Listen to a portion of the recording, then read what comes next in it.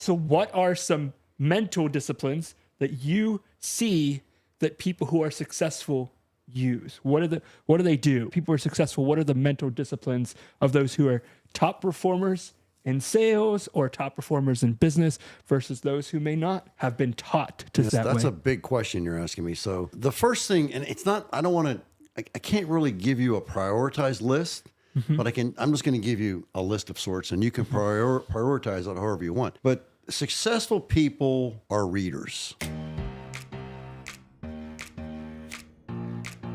How you can be the greatest salesperson on the planet. So they read. And I think several people have said this, and I think Jim Rohn said it. Your 5 most read books, your 5 favorite books will determine your future. Okay, so they're successful people are readers, number one. And again, not necessarily number one, but they're readers.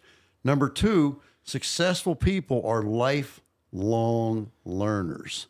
I had a stroke. I had 3 brain bleeds. It was a hemorrhagic stroke. Shoulda, coulda, woulda died. So what I'm doing is I'm learning about my stroke, learning about the downside to having had a stroke, which means I'm a higher candidate for another stroke than the average Joe. I'm a higher candidate for all of the neurological diseases, which would be Alzheimer's and Parkinson's and dementia and MS and et cetera, et cetera. And so I'm into a process of studying and learning. That's right. So that I can figure out what to do, okay, and what not to do. So a to-do would be leafy greens. This is not medical advice, please. It's not medical advice, okay? I'm just telling you what I'm learning. So it would be leafy greens. It would be olive oil. It would be blueberries. To not do would be refined sugar, the refined carbs, all the different things that we could eat, like potato chips and pretzels. The and ultra processed. Ultra processed food. I need to stop doing that stuff and start doing the olive oil, blueberries, wild caught salmon's one. There's many of them. And so successful people are lifelong learners. If I wanted to be successful at overcoming my stroke, I needed to take that same approach to the stroke, which is to learn and read and study. So that would be a partial answer to the question. Successful people hang out with other successful people. Interesting. Yeah. Again, the 5 books that you read will determine your future. Also, the 5 people that you spend the most time with. And if you're spending time with people who are unsuccessful, you're going to tend to be unsuccessful.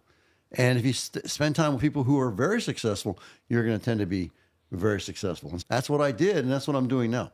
I'm getting around people that are successful, that are teaching me how to be successful with my stroke. But I also did the same thing with the business. I even said, you were there, Derek. I was in the hospital, and I made the announcement that I was going to do exactly what I did for my part in building the Jim Shorkey Family Auto Group over all those years, that I was going to do the same exact thing to rebuild the Jim Shorkey body. And that's what I've done. And so when I go to my doctors who are expert counsel, I have a cardiologist, I have a hematologist, I have a seizure disorder on top of everything else. I've had that for years. But I go to my seizure doctor, I have a GP, and I have one more. My blood doctor, my GP, cardiologist, I'm forgetting one. But anyways, but I go to them and they're amazing. Oh, Dr. Rosellos, who did the surgery. I showed you guys the scar today. That's a rather big one. And sometimes I do goofy shit. But anyways, so I go to see Dr. Rosellos, and they put me through a battery of tests, and then I'm up in the room and they're doing my blood pressure, my oxygen saturation, and et cetera. And Mike, who is the physician's assistant, comes in, and he stopped in the doorway and he looked at me and he got very emotional. He literally cried. He says, Jim, you look fantastic. So what are you doing? I said, Mike, I'm doing what you guys told me to do. Plus, man, I can't believe it. And he looked at, and then he's looking at the results of the testing I had done before I got up to the office, which I had to do all kinds of different tests. Took about an hour. So he's looking at that and he's like, okay, that's good. Okay. And going through the whole thing. And I said, and he's done. And I said, Mike, let me ask you a question. This is what expert counsel is all about. I said, what can I do to make this better? He says, Jim, give me a minute. He says, Jim, there's nothing you can do. He says, you're doing it. You've done it. He said, keep doing what you're doing. I'll see you in a year. And for those of you who know about these kind of things, generally speaking, when you have a massive episode like I had, you come back in 3 months. And if things are okay, you come back in maybe another 3 months or 4, whatever.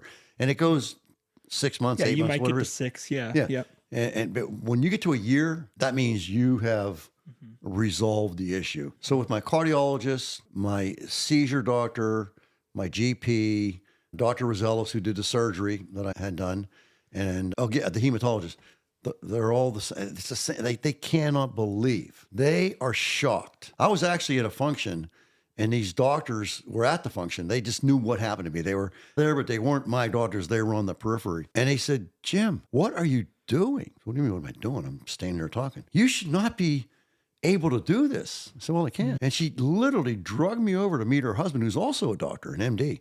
And he couldn't believe it. I can't believe that you're doing what you're doing with what you've been through.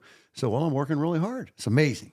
Yeah. It's amazing. Yeah. And you can see those mental disciplines happening. I remember talking to you when you were in the hospital, and it was hard for you to even have a conversation with me because you're having such head pain, and you were in a really rough spot. And you're like, you know what?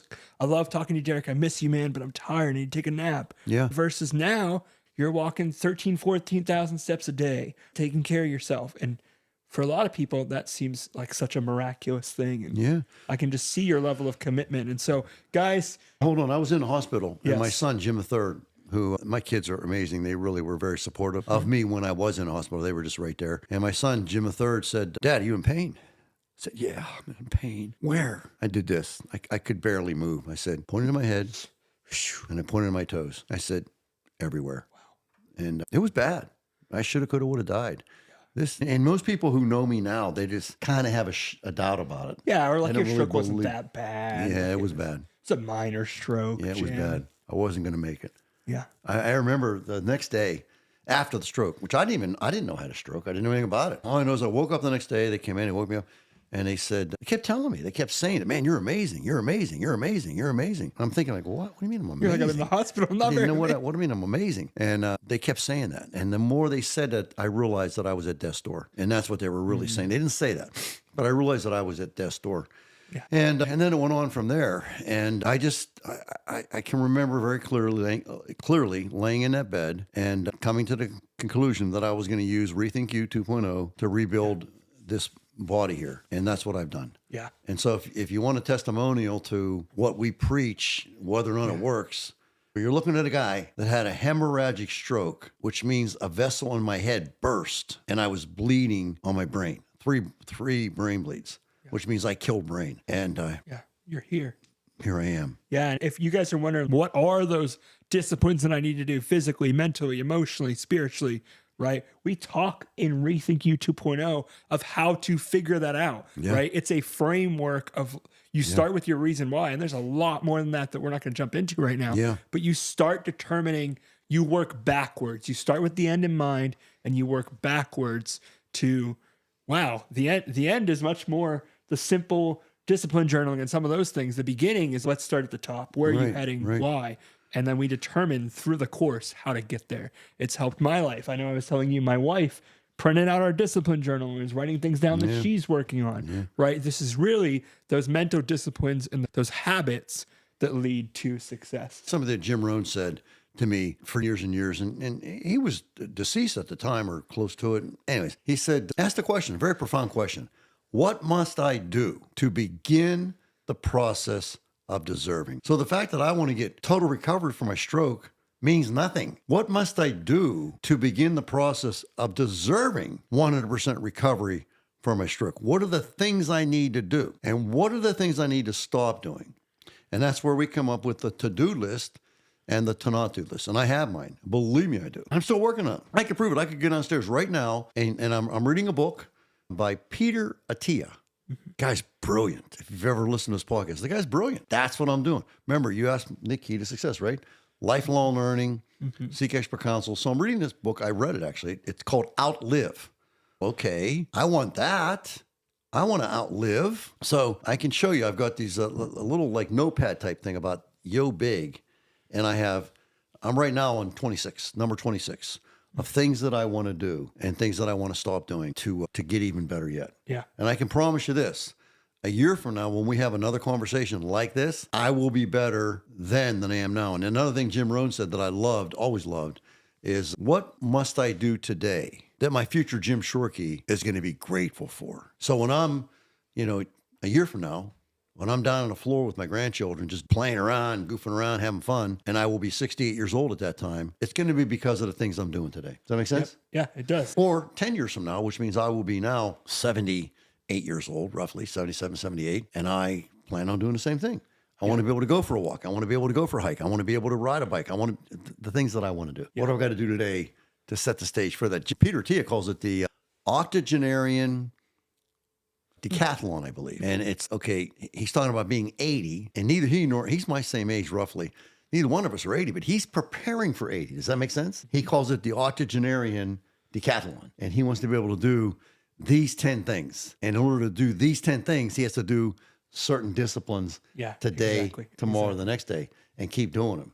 And that makes sense. Yeah, I was with my cardiologist just the other day, and he told me, and I don't know that I got it quite right, so I'm gonna change the words a little bit, but he told me very clearly, he said the number one best therapy for you, Jim Shorkey, is exercise. There's not a drug on the planet that can do for you what exercise is going to do. Now, it doesn't mean you stop your drugs. Please don't do that. But you can do the drugs and the exercise. And you're going to get way better results from those drugs than you would with the opposite of exercise is sedentary. And from what I've read, again, not medical advice, this is just what I've read, the sedentary existence is just not a good thing. Not a fun one. We're sitting right now. When we take a break, we get up and move around, and I do that. Yeah. I do that. Yeah. Jim, thank you for such practical advice, right? And really leading people to think, okay, what are those successful habits that I can start? What are those disciplines that I can move toward? And even it's just one, getting the one accomplished today and tomorrow, next, and get that to be a habit, then maybe you can add another one. Now you're at 2 and keep doing, keep going. And those 2 might lead to 3 and 4. Yeah, I found that true with myself too. It's like, man, there's times where we have setbacks. We talk about this. It's, I haven't worked out 4 days. Oh, I start beating myself up. Then I'm like, wait a minute. I can just start again tomorrow. I don't need to I used to get so stuck in this. Oh, woe is me. Why did I do that? And now it's, I'll just start again tomorrow. Boom. Right? A lot of people wait for the New Year's resolution. They wait for the next thing. And rise and shine. All I ask you to do tomorrow when you wake up, rise and shine. Mean it. Today, I shine. I know I didn't do so hot yesterday, but I got today. And today I'm going to rise and I'm going to shine. Hit the floor, do them push-ups, Jim. Do some crunches. Let's go. Yeah. Go out and see the sun. Go give your wife a hug, Jim. Hang out with the dogs. I love my dogs, Bear and Coda. Yeah.